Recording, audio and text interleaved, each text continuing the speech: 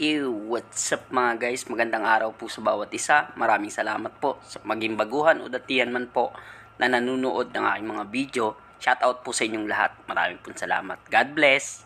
At ang topic natin ngayon guys, ano nga ba dapat na gamitin nating mga kulungan? Yung separate cage ba o yung Connolly cage na tinatawag? Ayun lang po guys, ang patuloy lang kayong manood. Thank you. God bless. Panoodin na natin to.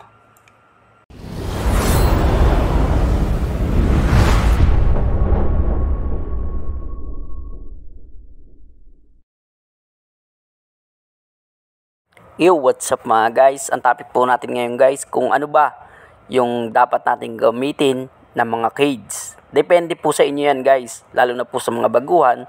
Depende po sa inyo kung ano po yung gagamitin natin. Ito po, disclaimers na lamang po at karanasan ko lang po to na sinasabi ko sa inyo. At nakikita ko po doon po sa bawat mga cage na ginagamit ko. Noon po nagko-Connolly cage po ako, napakalaki po talaga ng Connolly cage ko. Sa ngayon po, nagkaroon po ako ng mga ibon, wala po akong gaanong kulungan o cage. Nag-double cage po ako. Akala ko po kaya po na gawing Connolly cage. Nilagyan ko po ng mga nest box. Ang kamalian ko po doon, hindi ko po gaanong nasusubaybayan kasi nasa trabaho nga po ako. Pagbabalik ko po, hindi ko gaanong nasusubaybayan yung aking mga ibon.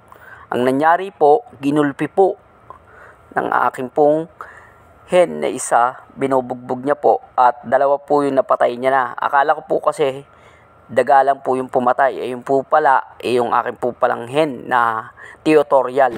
Yan po siya, yung budget kit ko po, ginulpi niya po, dalawa po yung napatay niya at yung isa po ginulpi niya pa rin po.